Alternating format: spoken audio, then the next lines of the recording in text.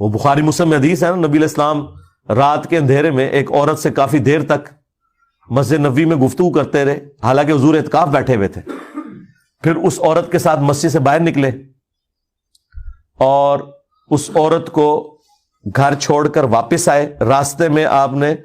ایک چوراہے پہ صحابہ کرام کو دیکھا، کوئی اسٹریٹ لائٹ نہیں ہے، گپ اندھیرا ہے، صرف بندے کھڑے ہونے کا احساس ہے۔ تو نبی علیہ السلام وہاں کھڑے ہوئے اور فرمایا کہ یہ میری بیوی صفیہ مجھے ملنے آئی تھی اعتکاف میں، تو رات اندھیرے والی تھی تو میں اسے گھر تک چھوڑنے گیا تھا۔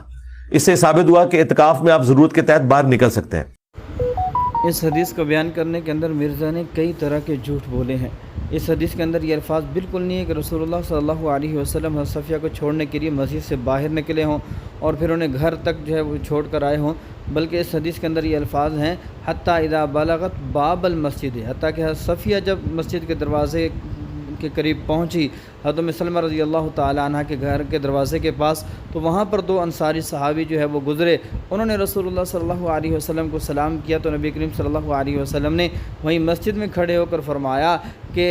یہ میری بیوی حضرت صفیہ رضی اللہ تعالی عنہا ہے۔ تو دیکھیے مرزا جو ہے اس حدیث کو بیان کے اندر جو ہے کئی طرح کے جھوٹ بولتا ہے۔ نمبر ایک، رسول اللہ مسجد سے باہر نکلے۔ نمبر دو، وہ رسول اللہ صلی اللہ علیہ وسلم حضرت صفیہ کو چھوڑنے کے لیے جو ہے وہ گھر گئے، اور پھر نمبر تین، چھوڑ کر واپس آنے لگے تو چوراہے کے اندر ان دو صحابہ کو جو ہے وہ دیکھا، اور نمبر چار جو ہے ان کو کہا کہ میں چھوڑنے کے لیے جو ہے وہ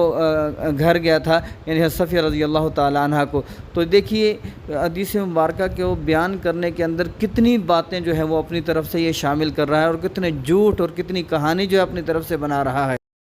اور اس کی بنیاد پر ایک غلط نتیجہ اخذ کر رہا ہے کہ معتکف جو ہے وہ مسجد سے باہر نکل سکتا ہے۔ حالانکہ امام بخاری رحمۃ اللہ علیہ نے اس پر جو باب قائم کیا ہے کہ کیا معتکف اپنی ضرورت کے لیے مسجد کے دروازے تک جا سکتا ہے یا نہیں جا سکتا۔